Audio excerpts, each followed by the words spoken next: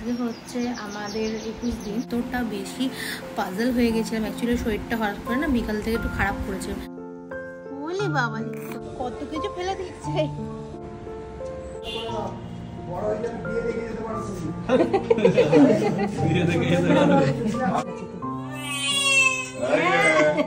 ওদিক দিয়ে যেতে হয় 8 ফুট। যদি অন্নপ্রাশন হওয়ার পরে নিচু হতে মা পারবে না, জায়ান্ট ওর মেয়ে তুই আমার হাতে দাও, ওর বাসে খাবার নিয়ে ওই দেখো মিথ্যি বলি। Good morning, welcome back to the channel to a new blog. তো আজকে হচ্ছে আমাদের 21 দিন, মানে আমার 21 দিন হলো বেবি হয়েছে। তো 21 দিনেতে একটা পুজো হয় যেটাতে আঁতুর কাটানো হয়, তো সেটাই আজকে আছে। তো আজকে আমি বাড়ি যাবো মাসির বাড়ি থেকে। আজকে একবারের জন্যই মাসির বাড়ি থেকে বাড়ি চলে যেতাম, কিন্তু যেহেতু অম্বুবাচী পড়ে গেছে, তো নাকি অম্বুবাচী পড়ে গেলে নাকি মানে যার বাড়িতে থাকতে হয় তার বাড়িতেই নাকি অম্বুবাচী কাটিয়ে তারপর যেতে হয়, তো রাত কাটাতে হয়। তো তার জন্য আজকে যেতে পারছি না। আগে মানে ওখানে কাজ হয়ে গেলে, পুজো টুজো হয়ে গেলে আমাদের বাড়িতে আবার মাসির বাড়িতে চলে আসতে হবে। এসে তারপরে আবার 2 দিন থাকবো, অম্বুবাচীটা কাটাবো, কাটিয়ে বাড়ি যাবো।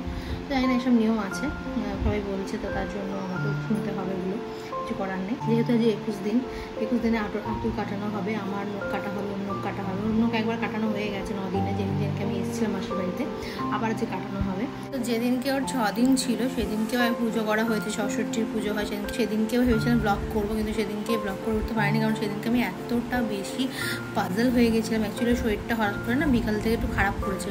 মানে খারাপ করেছে মিনস হচ্ছে ও পটি করছিল বারবার। তো সবাই বলছে না নাকি নর্মাল পটি, নাকি বাচ্চারা অনেকবার করে এই সময়, কিন্তু আমি তো বুঝতে পারছিলাম যে এতবার কেন পটি করছে। আমি ভয় পেয়ে গেছিলাম। তখন সেদিনকে ওর বাবাও ছিল না, আর সেই সময় মনীষা, সুদীপ্তা, তানিয়াদি ওরা সবাই ছিল, আর ওই সময় ওরা একটুখানি বেরিয়েছিল, আর আমি আর আমার শাশুড়ি পুরো দুজনে মিলে না বসে মানে পাজল হয়ে গেছিলাম।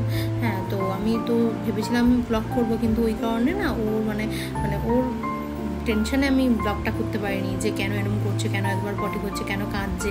আর তখন বুঝতে পারছো, তখন নতুন নতুন মা হয়েছি, সবে 6 দিন হয়েছে। আমি পুরো মানে একটা নাজেহাল অবস্থা হয়ে গেছিলো আমার। তো যাই হোক, তো আজকে এই জন্য ভাবলাম ব্লগ করি 21 দিনেরটাতে। তো চলো তাহলে আজকে ব্লগটা স্টার্ট করা যায়। মাম্মা বুই, আমার মাম্মা বুই, আমার সোনা মাম্মা, আমার মাম্মা বুই, মাম্মা ও মাম্মা, আমার সোনা মাম্মা কই গো, কই গো আমার এলসা বুড়ি, সোনা মা কই, কই আমার সোনা মা। মিটেন্স খায় না মা, তোমাকে আমি খেতে দিইনি, তুমি মিটেন্স খাচ্ছ, তোমাকে আমি খেতে দিইনি, তুমি মিটেন্স কেন খাচ্ছ?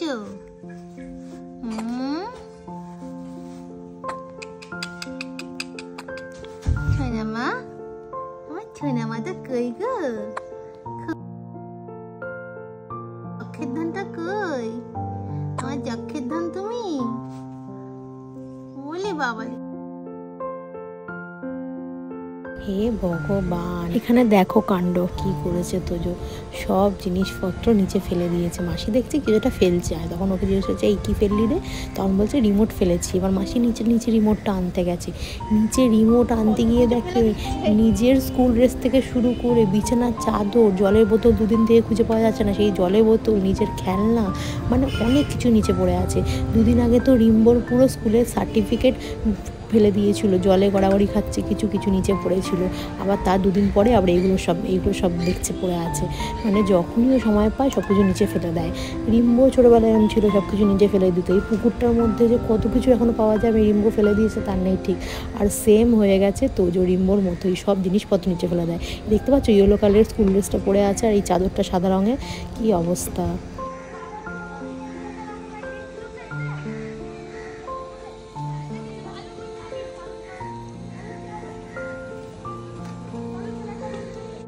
তো মাসির বাড়ি থেকে আমি বাড়ি চলে এসেছি। এসেই ফার্স্টে আমি আমার নখটা কাটিয়ে নিচ্ছি, তারপরে আমি আমার মেন নখ কাটাবো।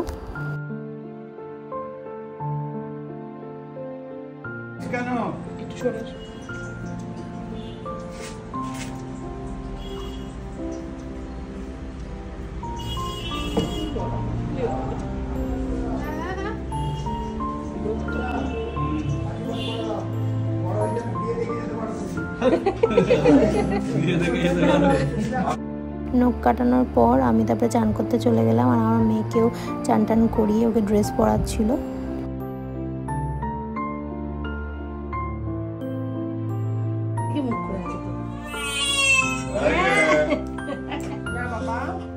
ডিস্টার্ব হচ্ছে না, তখন থেকে ডিস্টার্ব হচ্ছে।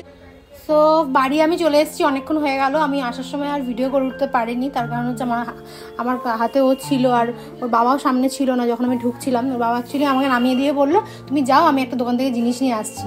আমি আর নিচে দাঁড়াইনি, ওকে নিয়ে উপরে উঠে চলে এসেছি। এসে আমাকে বলতো তুমি উপরে উঠে চলে আসলে, সেলাই নিয়ে তুমি একা একা কী করে উঠলে, বলছে। আমাকে সবাই বাড়িতে বাগাবাগি করছিল যে তুমি ওকে নিয়ে কেন উঠে আসলি। যাই হোক, তার জন্য ভিডিওটা করে উঠতে পারিনি, কারণ ফোনটা আমার কাছে ছিল না আর ও আমার হাতে ছিল। তারপরে এসে নখ সব কাটলাম, দেখলেই তোমরা একবার। তারপরে চানটা নিজে করে নিয়েছি, জামা কাপড় পরে নিয়েছি, ম্যাক্সি পরেছি একটা। এবার যাবো ঠাকুরের ওখানে, যাবো গিয়ে যা করার করণীয় করবো, করে তারপরে এই আর কি। তো চলো তাহলে যাওয়া যাক। আজকের জন্য আজকে এখানে রান্না বান্না সব চলছে। কি রান্না হচ্ছে? আজকে মাছের ঝাল, 5 রকমের ভাজা, ডাল, আচ্ছা আর আমরা চাটনি। আচ্ছা, ভালো করো। দেখেছো না, তুমি দেখেছো? হ্যাঁ না, তুমি দেখেছো? এখানে আমার শ্বশুর সব কিছু আয়োজন করে অলরেডি পুজো শুরু করে দিয়েছিল। আর এই যে ঠাকুরের ফটোটা দেখানো হচ্ছে, এটা হচ্ছে শ্বেতকালী মায়ের ফটো। আমার শ্বশুর এটাই বলছিল যে আমার শ্বশুর মানত করেছিল যে যখন আমার বাচ্চাটা হয়ে যাবে, মানে আমার যে মেয়ে হোক বা ছেলে হোক, যাই হোক না কেন, সেই জন্য যদি সুস্থ সবল ভালোভাবে হয়, তাহলে আমার শ্বশুর ওখানে গিয়ে পুজো দিয়ে আসবে, মানে অন্নপ্রাশনের পর পুজো দিয়ে আসবে। তো ওটাই বলছিল আমরা সবাই মিলে যাব, আমার ইচ্ছা আছে যে আমি মানত করেছি, তো ওখানে গিয়ে পুজো দিতে হবে। আমি বললাম যে হ্যাঁ তাহলে অবশ্যই যাব, তুমি যখন মানত করেছো তাহলে সবাই মিলেই আমরা যাব, গিয়ে পুজো দিয়ে আসবো। তো এখানে পুজো চলছিল আর আমি চেয়ারে বসলাম, তার কারণ হচ্ছে আমি তো নিচে বসতে পারবো না, ডাক্তার বসতে বারণ করেছে। আর তার সাথে আমার মানে পেটের মধ্যে খুব ব্যথা ছিল, নিজে বসলে উঠতে কষ্ট হতো। তো তার জন্যই আমি চেয়ারে বসলাম আমার মেয়েকে নিয়ে। আর এখানেও খুব কান্নাকাটি করছিল, অ্যাকচুয়ালি খুব খিদে পেয়ে গেছিলো। তো তার জন্যই কোনো রকমে নম করে সব রিচুয়ালসগুলো সারা হয়েছে। ওকে আবার নিচে শোয়ানো হলো, নিচে নাকি শোয়াতে হয়, ভূমির সাথে টাচ করাতে হয়। তো আমার মা আমার থেকে নিয়ে ওকে নিচে শোয়ালো। তারপরে সব কিছু রিচুয়ালস হয়ে যাওয়ার পর ওকে আবার আমি আমার কোলে তুলে নিলাম।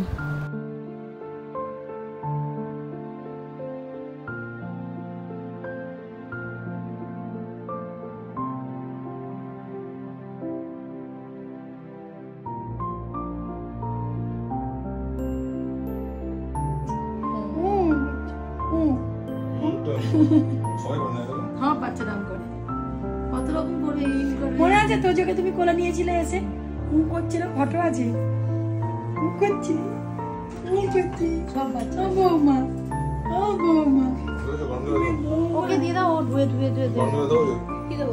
গেছি ধুতে গেছি। এই যে রূপোর চামচটা পেয়েছিল, ওকে ওর মিমিন দিয়েছে। রূপোর চামচটা দিয়ে আজকে ফার্স্ট খাবে ও, মাসি খাইয়ে দেবে। ও বাড়িতেও খেয়েছে, মাসির বাড়িতে তোজোর চামচ দিয়ে, রূপোর চামচ দিয়ে খেয়েছে। ওকে ফিডিং করানোর পর এবার ওকে বার্পিং করানো হচ্ছে, মানে মাসি ওকে খাইয়ে দিয়েছে, মাসি আবার ওকে বার্পিং করাচ্ছিল। কোলে নেওয়া যেত না। আর এখন কেমন হয়েছে? জায়েন্ট। তোর মেয়ে তুই আমার হাত দাও, আমরাই তো বলছি ঘাট তুলে ফেলে। কি করে ঘাট তুলছে দেখবো, বুঝি না। অ্যাডভান্স না, এরকম করে ঘাটটা তুলে, ও ঘাট তুলে ফেলে তো, আমার তো ভয় লাগে মাঝে মাঝে। ঘাট তুলে ফেলছে, দেখতে পাচ্ছ? ঘাট তুলছে, ওই দেখ, ও ঘাট শক্ত হয়ে গেছে। ঘাটটা এমনি সোজা করে আবার ইয়ে করবে, ওই দেখো আবার করবে, দেখবে আর ছোঁয়াটা ঠিক হচ্ছে না, ওই জন্য ঘাটটা। কি রান্না হয়েছে মাম্মা? ডাল, কাটি কচু দিয়ে মটর ডাল, মাছের ঝোল, ভাজা, আর কি করে তো চাটনি করে নে। তো আমি এখন খেয়ে নিচ্ছি আগে, কারণ পুচকু এখন ঘুমাচ্ছে। আর কিছু হয় তার মধ্যে আমাকে খেয়ে নিতে হবে, মাসি দেখছি ওকে। আমাদের জন্য আবার খাওয়া দাওয়া হয়ে যাওয়ার পর তারপরে একটু রেস্ট নিলাম বাড়িতে। রেস্ট নিয়ে তারপরে বিকালবেলায় চলে এসেছি মাসির বাড়িতে, মানে সন্ধে করিনি। আর তখন আমি আর ভিডিও নিইনি কোনো কিছু, ভাবলাম একবারেই ভিডিও নেব মাসির বাড়িতে গিয়ে। তো এখানে এখন সন্ধ্যাবেলা বসে আছি, বসে আমরা গল্প করছিলাম, ওকে নিয়ে একটু সময় কাটাচ্ছিলাম। আমার আয়া মাসি যে ছিল সে তো সকাল 9টায় আসতো, সন্ধ্যে 7টায় চলে যেত। তারপর থেকে আমি মোটামুটি ওকে নিয়ে একাই সময় কাটাতাম। আর মাসি কাজের ফাঁকে ফাঁকে আসতো, এসে আমাদের সাথে একটু সময় কাটাতো। তারপরে যখন পুরো কাজ সারা হয়ে যেত তারপরে আমার কাছে এসে বসতো। তারপর 10টা-11টা নাগাদ করে বাবা এসে বাবার ডিউটি শুরু করতো। তো এইভাবেই মোটামুটি মাসির বাড়িতে আমার সময় কেটেছে।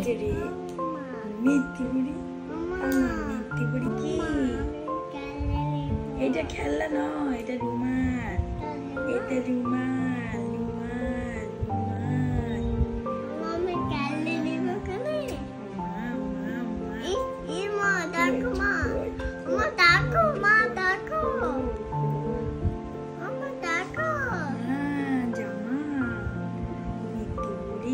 তো চলো আজকের ভিডিও তাহলে এইটুখানি। তোমাদের এই ভিডিওটা কেমন লাগলো অবশ্যই কিন্তু তোমরা কমেন্ট করে জানিও, আর ভালো লেগে থাকলে একটা লাইক করে দিও, আর অবশ্যই সাবস্ক্রাইব করো।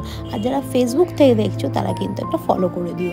তাহলে দেখা হচ্ছে নেক্সট ভিডিওতে। ততক্ষণের জন্য সবাই খুব ভালো থেকো, সুস্থ থেকো। Love you all, tata, bye by.